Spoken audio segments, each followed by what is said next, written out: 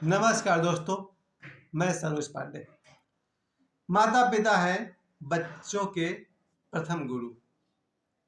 इस बात को आज मैं, चूंकि आज गुरुवार है और मैं जब भी कभी किसी गुरु के विषय में बोलता हूँ, चाहे वो ओशो हो या बाबा बागेश्वर हो या देवराहा बाबा हो, एक बात समझना जरूरी है कि बच्चे का प्रथम गुरु उसकी माँ होती है, उसके बाद उसके पिता, फिर उसका परिवार, समाज, देश विदेश, बहुत जगह होते हैं।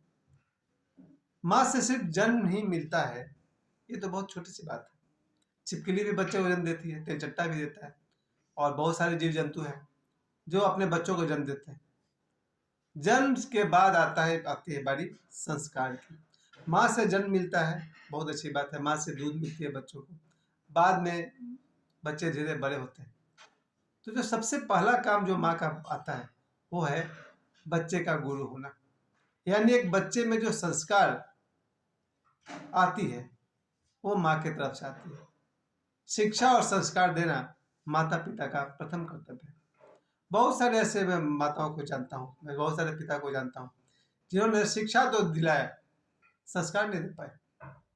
और बहुत सारी ऐसी माताएं आज भी मौजूद हैं, फुर्सत नहीं है उनके पास बच्चों को सुसंस्कृत करने की। बच्चों को जन्म मिल गया, काफ़ी है, स्कूल जाते हैं, काफ़ी है, बाकी समय या तो माँ मोबाइल चला रही है या टीवी देख रही है, घर के काम कर रही है, बच्चों को संस्कार देना भूल जाती है। और बड़ी आश्चर्य की बात है कि संस्कार भाषण के रूप में नहीं दिया जाता, प्रैक्टिकली अपने से करके दिया जाता है। अगर मैं अपने घर में आने वाले अतिथियों को प्रणाम करता हूँ तो मुझे ये बात कहने की जरूरत है अपने बच्चों से कि जो अतिथि घर में आते हैं उन्हें नमस्कार करो? नहीं, बच्चे देखकर ही समझते हैं कि जब पिताजी गुरुजनों को, अपने से बड़ों को घर में देखते ही प्रणाम करते हैं तो हम लोग को भी प्रणाम करना चाहिए।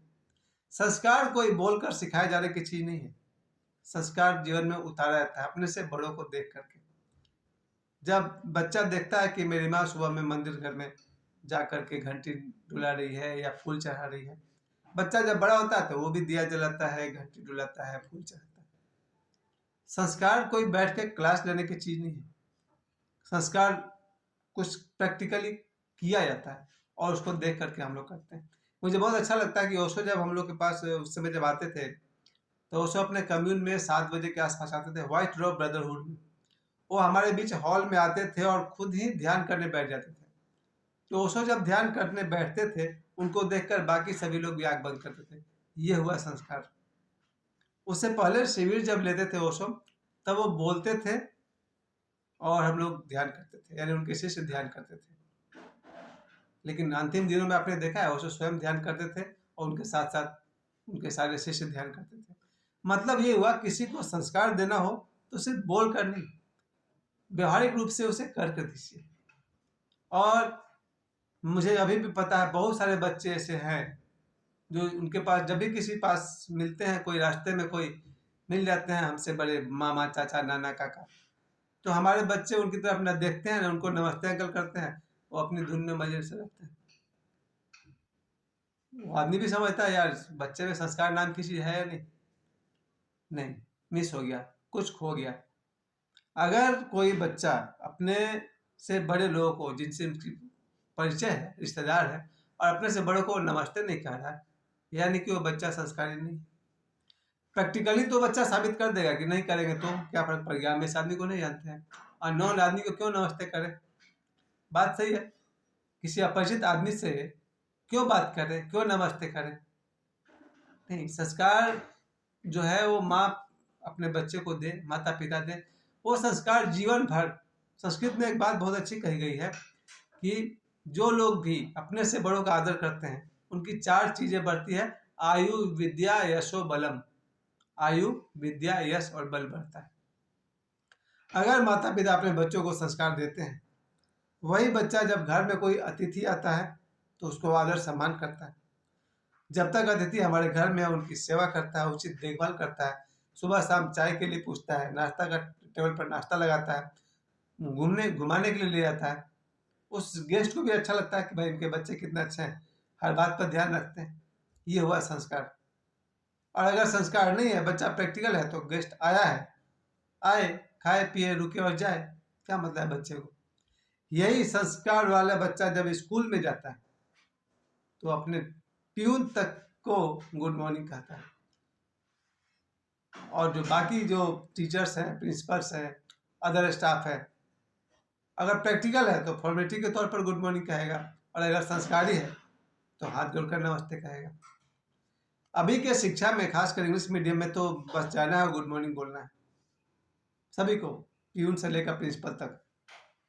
लेकिन जो संस्कारी बच्चे होंगे वो अपने गुरुजनों को देखकर उनके हाथ जुड़ जाते हैं, जैसे भी संबोधित करें। खैर इसमें मैं ज़्यादा कोई विवाद नहीं कर सकता हूँ। अगर इंग्लिश मीडियम को पसंद नहीं है हाथ जोड़ना, नमस्ते करना, राधे राधे बोलना, जय श्री राम बोलना, उनकी मर्जी। हर स्कूल का अपना क्राइटेरिया हो सकता है। लेकिन संस्कारी बच्चा अपने माता पिता का आदर तो करेगा ही, घर में आने वाले अतिथियों का आदर तो करेगा, शिक्षकों का भी आदर करेगा, और समाज में जो भी कोई गुरुजन है उनका आदर करेगा। इसकी बाद में भी जरूरत है, जब कोई बच्चा बैंक में नौकरी करता है या किसी सरकारी दफ्तर में नौकरी करता है, वहाँ देखिए उसकी अकड़।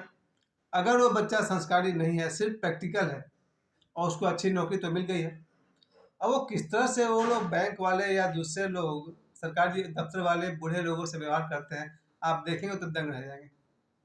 डांटना, चिल्लाना, चीखना, क्योंकि उसको कुर्सी मिल गई है, वो अपने कुर्सी पर वो बैठा हुआ है, तो कोई बूढ़ा आदमी आता है तो उसको पूछता है, बोलता है सर ये मेरा पैसा निकालना है, तो हाँ जेरोक्स नहीं लाया हो, उसको इतनी बुरी तरह डांटते हैं वो लोग।